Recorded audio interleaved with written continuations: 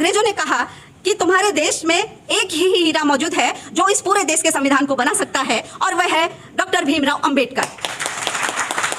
Doctor Bhimrao Ambedkar के लिए संविधान सभा की खिड़कियां, दरवाजे तो क्या, रोशनदान तक बंद कर दिए जाएंगे। कि खूब चर्चा हुआ, खूब सारी संविधान के पर्चे लिखे गए, फाड़े गए, फेंके गए, लेकिन किसी के बस का नहीं था उस संविधान को बनाना। कि बहुत सारे दलितों ने अपने खून से पत्र लिख करके भेजा लंदन में कि हमारा जो नेता है वो बाबा साहेब डॉक्टर भीमराव अंबेडकर है। तो बाबा साहेब, एक बार का किस्सा है कि वो जब संविधान को लिख रहे थे तो कब नानक चंद रत्तू उनका नाम था।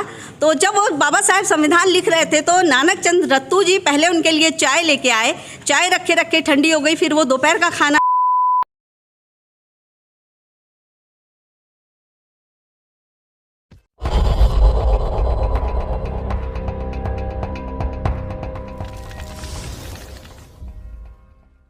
परिणाम रहा कि हमारे बाबा साहेब को डिग्रियां हासिल हुई। और जब लंदन में गोलमेज सम्मेलन किया गया और उसमें गांधी जी को भी बुलाया गया, बाबा साहेब को भी बुलाया गया, तो गांधी जी ने कहा कि मैं दलितों का नेता हूं, क्योंकि अमीचंद शर्मा जी को ये कह दिया गया था कि आप दलितों की बस्तियों में जाओ, उन्हें बताओ कि आप किस समाज के हो, किस वर्ग के हो, आपको किसको मानना है, किसको पूजना है, कौन आपका गुरु है। इस तरह से उन्होंने इस तरह की एक व्यवस्था बना दी गई। लेकिन बाबा साहेब जब लंदन में गए, गोलमेज सम्मेलन में गए, तो वहाँ पूछा गया कि आप बताइए कौन है दलितों के नेता। तो उस वक्त भारत के बहुत सारे दलितों ने अपने खून से पत्र लिख करके भेजा लंदन में कि हमारा जो नेता है वो बाबा साहेब डॉक्टर भीमराव अंबेडकर है।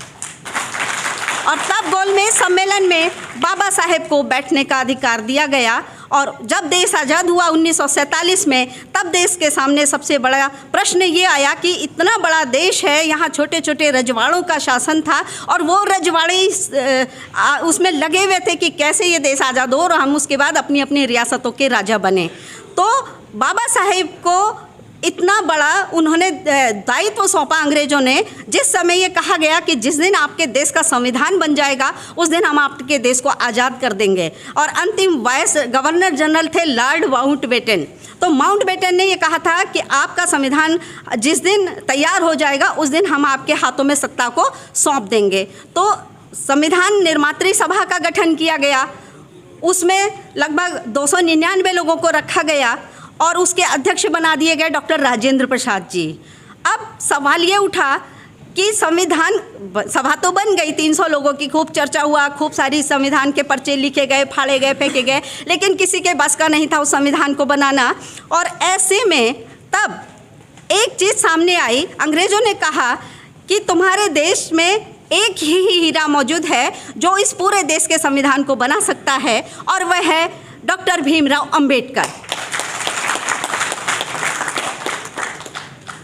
तो जब तब तिलक ने कहा था कि डॉक्टर भीमराव अंबेडकर के लिए संविधान सभा की खिड़कियां, दरवाजे तो क्या, रोशनदान तक बंद कर दिए जाएंगे, उनको संविधान सभा में नहीं लिया जाएगा। और फिर इनका वही क्रम चलता रहा, संविधान बनाते रहे, फाड़ते रहे, बनाते रहे। जब लास्ट में ये लोग थक हार गए तब मजबूर हो गए कि संविधान सभा में डॉक्टर अंबेडकर को लेना ही पड़ेगा। और उनको संविधान सभा में आने के लिए असेंबली का चुनाव जीतना जरूरी था। तो बंगाल से, पश्चिमी बंगाल से जो मुस्लिम बाहुल्य क्षेत्र था, वहाँ से एक मंडल जी थे, उन्होंने अपनी सीट छोड़ी और बाबा साहेब को वो सीट दी, और बाबा साहेब वहाँ से चुनाव लड़े। और चुनाव लड़ने के बाद वो असेंबली में आए, और असेंबली में आने के बाद अब वो विवश हो गए थे क्योंकि संविधान वो बना नहीं पा रहे थे और लंबा समय गुजर गया था। तब बाबा साहेब भीमराव अंबेडकर जी को प्रारूप निर्माण समिति का अध्यक्ष बनाया गया। क्योंकि कोई भी हम जब बिल्डिंग तैयार करते हैं तो वो बिल्डिंग तब तक नहीं बन सकती जब तक हम उसका मैप नहीं बना लेंगे, उसका स्ट्रक्चर हम नहीं बना लेंगे, तब तक एक हम भवन तैयार नहीं कर सकते। तो अब वो स्ट्रक्चर बनाना ही सबसे बड़ा काम होता है कि उसमें किन किन चीज़ों को समावेशित किया जाएगा, क्या क्या चीज़ें उसमें रखी जाएंगी।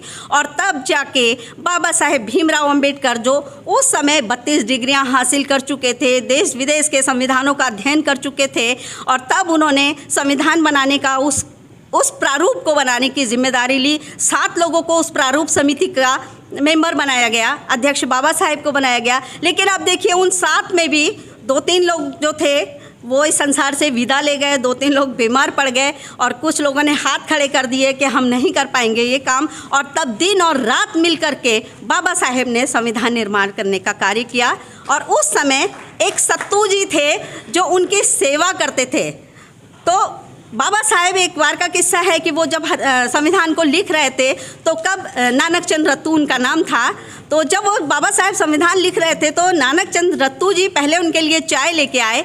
चाय रखे रखे ठंडी हो गई, फिर वो दोपहर का खाना लाए, वो भी ठंडा हो गया, फिर वो रात का खाना लाए, वो भी रखे रखे ठंडा हो गया। और अगले दिन सुबह नानक चंद रत्तू जी जब फिर चाय लेके आए तो बाबा साहेब कहते हैं उनसे कि नानक, तू अभी तक गया नहीं, तू चाय लेके यहीं खड़ा हुआ है। तो नानक चंद रत्तू जी की आंखों में आंसू आ गए। बोला, बाबा साहेब, मैं दूसरे दिन की सुबह की चाय आपके लिए लेके आया हूँ।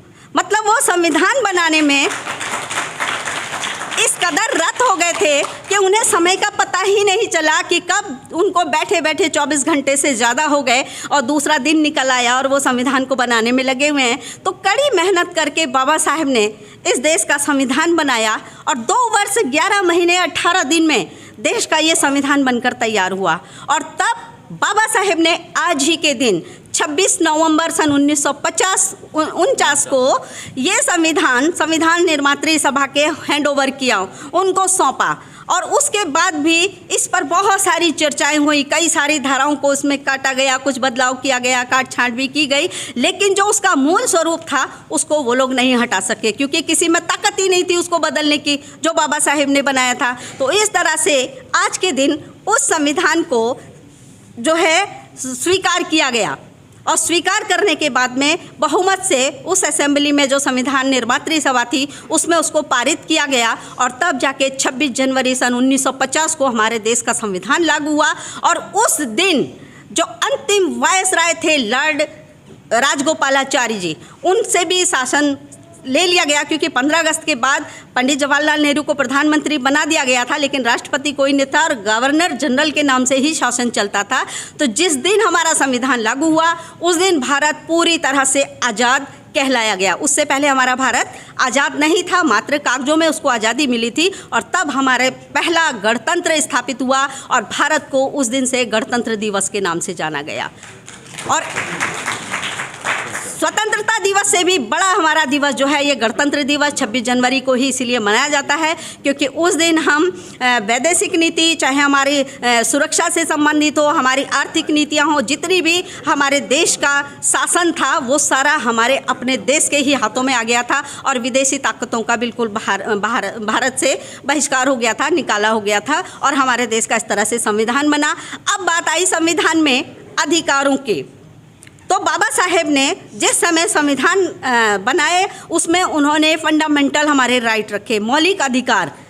तो उन मौलिक अधिकारों में उन्होंने जो आर्टिकल बनाए, अस्पृश्यता वाला, निवारण वाला जो उन्होंने आर्टिकल डाला, उसको उन्होंने जानबूझ के इसलिए डाला। और आरक्षण पर बहुत विवाद होता है, बहुत सारी बातें होती हैं कि आरक्षण को ख़त्म करना चाहिए, लेकिन बाबा साहेब ने जो आरक्षण दिया था वो केवल आर्थिक स्थिति को देखकर नहीं दिया था, उन्होंने हमारी वो सामाजिक स्टेटस को ऊपर उठाने के लिए आरक्षण रखा था।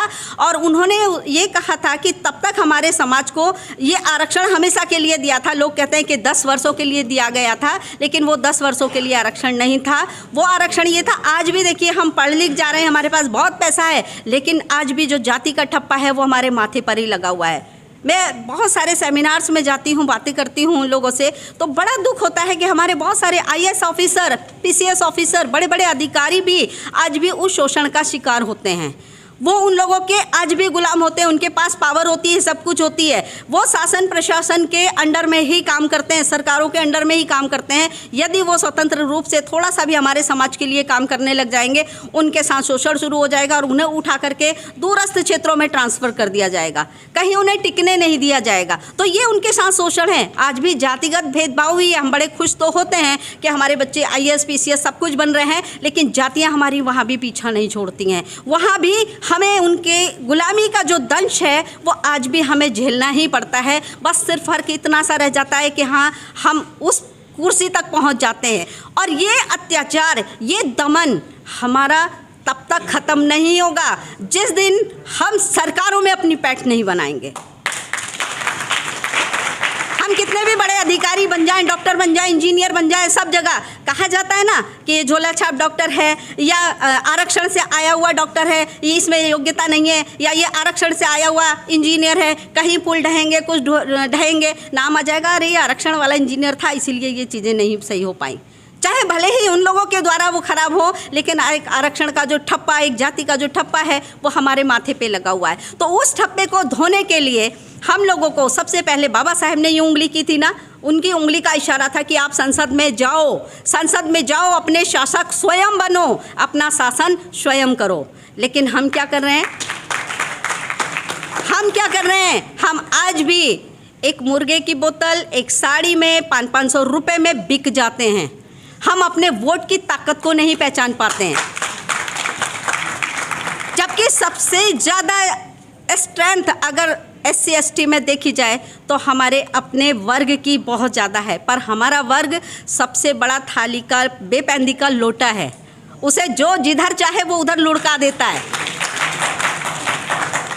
मैं अनपढ़ भाई बहनों की बातें नहीं कर रही हूँ, हमारे पढ़ा लिखा समाज भी एक दूसरे की टांगे खींचने की कोशिश करता है। अगर कोई अच्छा काम कर रहा है तो उनको ये जलन होती है कि ये समाज से ऊपर कैसे उठ गया, इसकी टांग पकड़ो और नीचे घसीट दो। आज भी हमारा समाज कूप मंडूक बना रहना चाहता है, कुएं के मेंढक की तरह जीना चाहता है।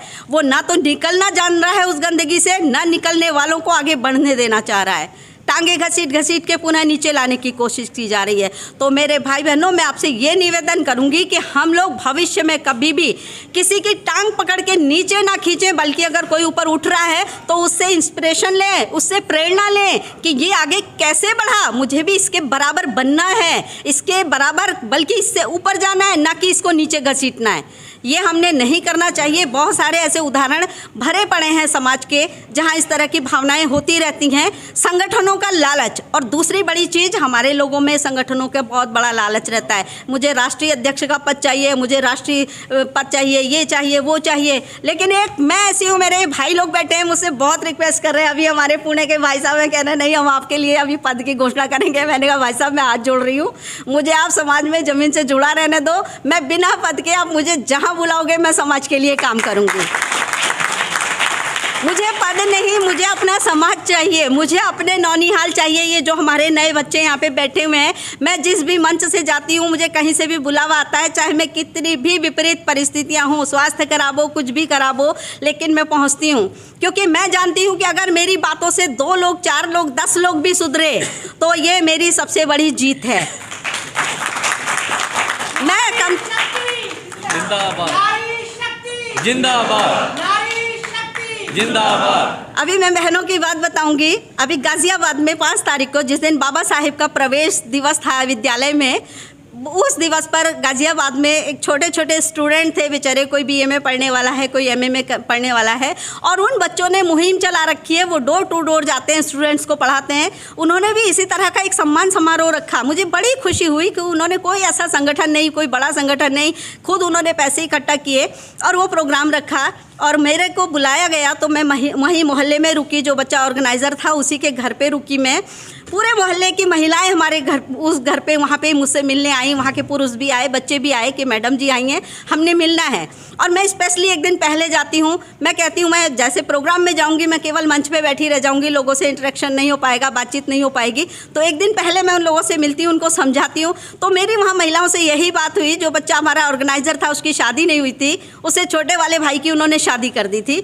तो उसकी मम्मी कह रही है मैडम जी आप ही समझाइए, हमारा बेटा शादी करने को मना कर रहा है। मैंने कहा आप मुझे ये बताइए, आप इस बच्चे की शादी कर दोगी, ये अभी पढ़ रहा है, नौकरी भी नहीं कर रहा है, आप इसकी शादी कर दोगी, अभी आप इसे खिला रही हो, कल को इसकी वाइफ को भी आप खिलाओगी, और उसके बाद आप कहती हो कि मुझे बहू के हाथ की रोटी खानी है। हमने बहुत सेवा कर ली, बहुत खा लिया। अड़ोस पड़ोस की महिलाएं कहती हैं कि आप बहू ले आओ भाई, आप बहुत रोटी बना ली, अब आराम से बैठ के खाओगी। तो मैंने कहा आप मुझे ये बताइए, जब आप बहू ले आती हैं तो कितने दिन आप उसके हाथ की रोटी खाती हैं? मुश्किल से 6 महीने, साल भर, 2 साल, उसके बाद चूल्हे अलग हो जाते हैं, घर में लड़ाइयाँ शुरू हो जाती हैं, दंगे फसाद होने शुरू हो जाते हैं। कहाँ आपकी घर गृहस्थी टिकती है? तो इससे अच्छा है कि आप बच्चों को पढ़ने दीजिए, बच्चा आपका पढ़ लेगा, सुटेबल मैच वो खुद ढूंढ लेगा, और इस तरह से उसकी पढ़ाई लिखाई अपने आप हो जाएगी। तो हम अपने समाज को, शिक्षा एक ऐसी चीज़ है, उसी के माध्यम से हम संभाल सकते हैं। तो जैसे कि बाबा साहब ने भी कहा था, शिक्षा शेरनी का वह दूध है जो पिएगा वो दहाड़ेगा, जैसे कि आज हम इस मंच से खड़े होकर दहाड़ रहे हैं। तो यदि हमारे बच्चे, और शिक्षा केवल किताबी ज्ञान ही नहीं होता है, शिक्षा जो होती है वो व्यावहारिक ज्ञान भी हमारे लिए होना बहुत ज़रूरी है। जब हम इस तरह के सेमिनारों में जाएंगे, अलग अलग लोगों से मिलेंगे, अलग अलग लोगों से बातचीत करेंगे, तो हमें दुनियादारी की बहुत सारी चीज़ें पता चलेंगी। क्योंकि कुछ चीज़ें हम प्रकृति से सीखते हैं, दूसरों से सीखते हैं, ज्ञान अर्जन हम तभी कर पाते हैं। तो शिक्षा ही हमारे समाज की दशा और दिशा दोनों को बदल सकती है। और अभी हमारे बीच में देखिए, हमारे एक भाई, मीडिया भी हमारी बहुत महत्वपूर्ण है हमारे समाज को बदलने में। हमारे भाई सुनील अंजाना जी शायद यहीं कहीं बैठे होंगे, तो मैं उनके चैनल को देखती हूँ, जागो न्यूज़ चैनल है। भाई सुनील अंजाना जी यहाँ जाइए जरा, अगर हैं तो। जागो समाज उनका चैनल है। तो हमारे समाज के बीच में जो भी समस्याएं होती हैं, वो ऐसी ऐसी चुन चुन के समाज की समस्याओं को निकाल के लाते हैं, जो सरकारों तक पहुंचती हैं, और सरकारें फिर उनको संज्ञान में लेती हैं। हम जितने भी आज इस हॉल में लोग बैठे हुए हैं, हमें भी संकल्पबद्ध होना पड़ेगा कि हमें अपने निजी स्वार्थों को त्याग करके हमको परोपकारी बनना पड़ेगा।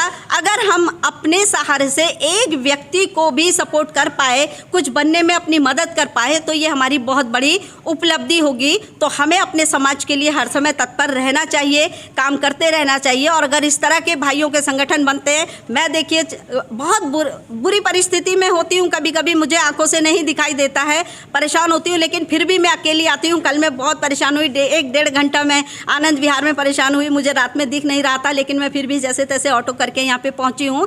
बस यही है कि समाज का दर्द है, हमें समाज को कुछ देना है, समाज के लिए कुछ करना है। तो इन्हीं शब्दों के साथ मैं आप सभी को शुभकामनाएं देती हूँ, और आप अपने साथ साथ अपने छोटे लोगों को भी, छोटे जूनियर्स को भी अच्छी मार्गदर्शन दें और आगे बढ़ें, देश के विकास में अपना योगदान दें, अपने समाज के विकास में अपना योगदान दें। इन्हीं शब्दों के साथ मैं पुनः आप सभी को धन्यवाद देती हूँ। बहुत बहुत धन्यवाद।